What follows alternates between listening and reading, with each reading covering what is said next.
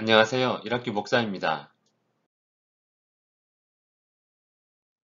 한 번도 생각해 본 적이 없는 요단강 동편 지역이 이스라엘의 땅이 되었습니다.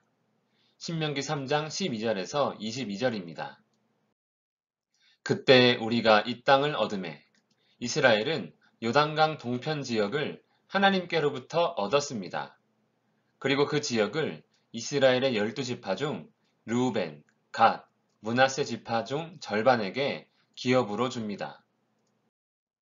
요단강 동편 지역에서 얻은 시온과 옥의 땅은 이제 이스라엘의 두 지파 반의 기업이 되었습니다. 요단강 동편 지역은 하나님께서 정하신 경계를 따라 남쪽은 루벤 지파, 중간은 갓 지파, 북쪽은 므낫세 지파 중 절반이 차지하게 됩니다. 나중에 보면 알겠지만 나머지 절반의 므낫세 지파는 요단강 서쪽 지역을 또 차지하게 됩니다. 요단강 동편 지역을 기업으로 받은 지파들에게는 조건이 있습니다. 그것은 바로 가나안 땅 정복 시 선봉으로 서는 것입니다. 너희의 군인들은 무장하고 너희의 형제 이스라엘 자손의 선봉이 되어 건너가되. 르우벤, 갓, 므낫세 지파가 군사적인 능력이 좋아서 선봉에 서는 것이 아닙니다. 그저 먼저 안식을 얻은 지파로서 아직 얻지 못한 지파들을 위해 앞서가는 것뿐입니다. 그들은 이미 돌아갈 기업과 안식이 정해져 있는 것입니다. 그렇게 요단 동편 지파들은 가나안 땅 정복을 마칠 때 그들은 돌아가게 될 것입니다. 요단강 동편 지역의 정복은 하나님께서 이루신 일이었습니다. 아모리 왕 시온의 나라와 바산 왕 옥의 나라는 강한 나라였지만 하나님께서 두 왕을 이스라엘 손에 붙이심으로 정복할 수 있었던 것입니다.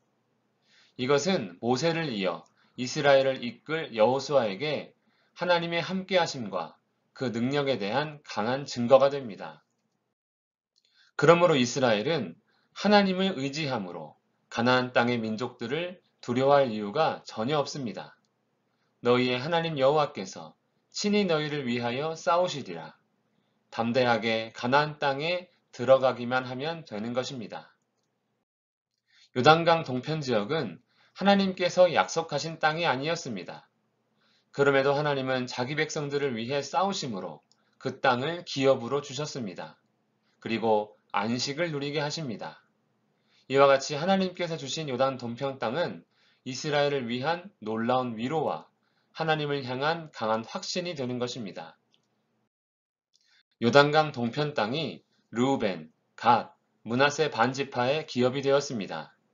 그리고 동시에 하나님의 약속의 증거이자 안식을 주시는 하나님에 대한 확신이 되었습니다. 요단 동편 지역을 차지하게 하신 것처럼 가나안 땅 역시 이스라엘의 남은 지파의 기업이 될 것입니다. 자기 백성을 위해 싸우시고 승리하시는 하나님을 바라보며 오늘도 담대히 하나님의 뜻에 순종하는 우리가 되기를 축복합니다. 기도하겠습니다. 살아계신 하나님 아버지, 하나님께서 이루신 일들을 바라보며 하나님에 대한 온전한 믿음과 확신 가운데 거하길 원합니다. 우리의 인생이 험할지라도 오직 하나님께서 우리를 위해 베푸실 놀라운 일들을 기대하며 오늘도 믿음으로 순종하는 우리가 되게 하여 주시옵소서. 예수님 이름으로 기도합니다. 아멘.